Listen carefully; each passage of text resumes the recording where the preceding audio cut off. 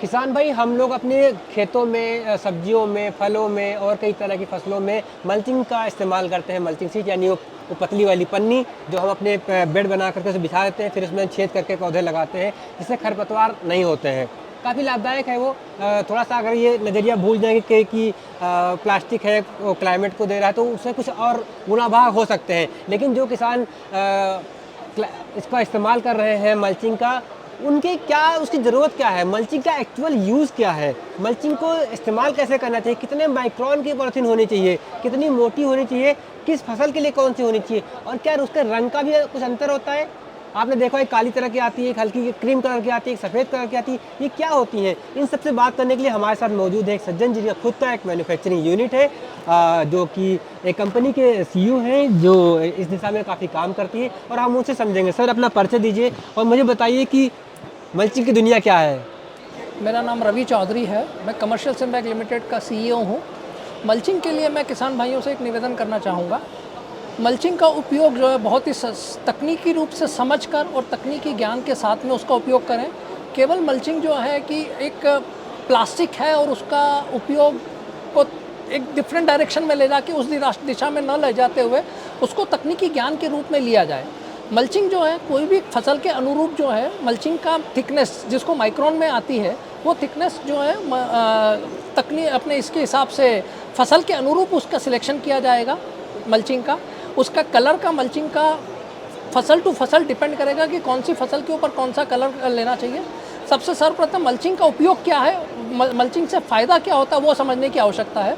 Mulching से जो सबसे बड़ा फ़ायदा है, इसके अंदर खेतों में जब बिछाई जाती है मल्चिंग को, तो इससे जो पानी का इवोपरेशन है, पानी जो फसल में उड़ जाता है, वो पानी जो है वो रिटेन करके नमी फसल के पौधे को जब छोटी अवस्था में रहता है तो वो पौधे के पानी को रिटेन करके रखता है। वो पानी वहाँ पर रिटेन रहता है तो एक उससे पौधे की ग्रोथ अच्छी होती है। एक तो सबसे बड़ा फ़ायदा ये है। दूसरा फ़ायदा है कि खरपतवार नहीं होती है। जब मल्चिंग से पूरा पौधा जो है आपका पूरा कवर हो जाता है तो उसके कारण खरपतवार नहीं होती, और खरपतवार नहीं होने से जो है आपका पौधे को जितना भी पोषक तत्व ज़मीन से जो मिलना चाहिए पूरा पौधे को मिलते हैं, वो खरपतवार उसका पौधे का तत्व जो पोषक तत्व है वो नहीं लेती है। खरपतवार नहीं है तो पूरा जो पोषक तत्व है वो पूरा फसल को मिलता है और वो पौधे की ग्रोथ अच्छी होती है।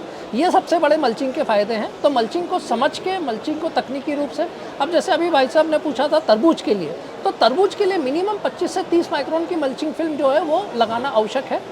वो इससे नीचे की मल्चिंग फिल्म लगाएंगे तो आपको मल्चिंग का जो पूरा फ़ायदा जो मिलना चाहिए मल्चिंग लगाने से, वो फ़ायदा नहीं मिलेगा। और कितने की आपकी जो कंपनी है, मैं बोलूँ अगर बिना नाम लिए, कितने का पड़ेगा एक बंडल उसका, और कितना बाय कितना होता है? मल्चिंग का 400 मीटर का रोल आता है। 1 मीटर और 1.2 मीटर, ये दो साइजेस के अंदर विड्थ में आते हैं, और इसका रोल तकरीबन 1200 रुपये से लेकर 1400 रुपये 1600 रुपये तक के रोल आते हैं, depend on thickness, depend on variations of sizes.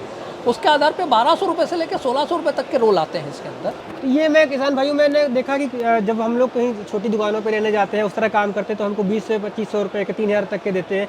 तो उसके रेट है, आप थोड़ा खंगालेंगे, इंटरनेट को थोड़ा समझेंगे तो ये हो जाए। दूसरा मैंने देखा है कई सारे किसानों को खेतों में जाता रहता है तो वो कोई पन्नी लगा देते हैं, पॉलीथीन उठाया लगा दिया कि चलो उससे काम, लेकिन उसका नहीं, क्योंकि उसके जो रियल एक्चुअल यूज़ है वो पूरे होने चाहिए। मैं और आप दिखाते इधर आइएगा, अब जी भी आ जाएंगे। मैं यहाँ पर एक चीज़ और बोलना चाहूँगा जी कि मल्चिंग के लिए जो है तकनीकी ज्ञान की आवश्यकता है। इसके अंदर केवल कोई भी पन्नी लगा के या कोई भी कम माइक्रोन की, कम दाम की थिकनेस की फिल्म लगा के उसमें अपन टेक्नोलॉजी को ख़राब कर लेंगे। बाकी मल्चिंग का जो एक्चुअल फ़ायदा है वो तकनीकी ज्ञान लेने के बाद ही लगावें। जी बिल्कुल, मैं इतना दिखाता भी हूँ आपको। इन्होंने अब यहाँ पे तो एक फेयर है, यहाँ लगा रखा है, तो प्रयोग के तौर पे ये भी देख सकते हैं। देखिए, ये एक अच्छी और बेहतर किस्म की, कितना इससे माइक्रोन होगा भाई साहब? ये 50 माइक्रोन की मल्चिंग लगी हुई है। तो ये कई मोटे लंबे दूरी हाँ जी, लंबे दूरी के लिए है जी। ये भी दोनों एक ही जैसी है? हाँ जी, दोनों एक ही है।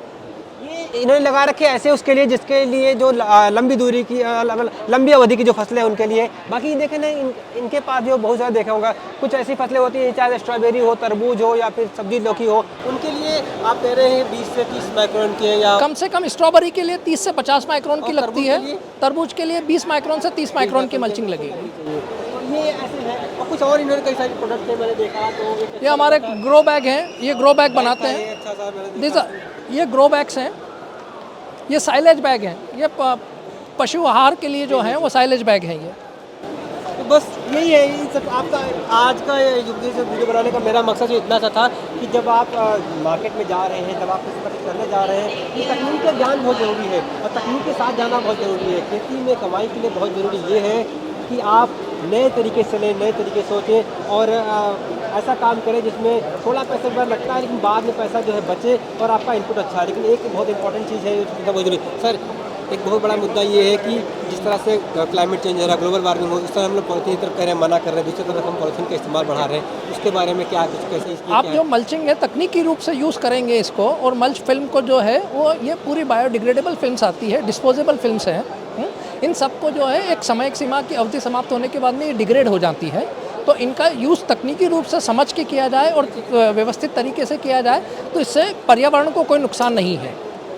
और आपको पर्यावरण के नुकसान के अलावा इससे जो उत्पादन के अंदर जो आपका उपज जो बढ़ेगी और उसके अंदर फार्म इकोनॉमिक्स जो सुधरेंगे, उसका जो अगर आप एनालिसिस करेंगे तो ये कहीं बेहतर कंपोजिशन है। अपने यहाँ पे प्लास्टिक को लेके जो धारणा बनी हुई है कि प्लास्टिक के कारण पर्यावरण को नुकसान होता है, मेरा कहना दूसरा है यहाँ पर कि प्लास्टिक को अगर समझ के इस्तेमाल किया जाए और व्यवस्थित तरीके से उसका डिस्पोजल किया जाए तो प्लास्टिक से बेहतर विकल्प कुछ नहीं है। चलिए, बहुत बहुत शुक्रिया रवि जी। तो उम्मीद करता हूँ आपको ये जो हमारी की कोशिश थी आपको पसंद आया होगा और जब भी दोबारा आप मल्चिंग के बारे में इस्तेमाल करने जाएंगे, सोचेंगे तो सोच समझ के काम करेंगे।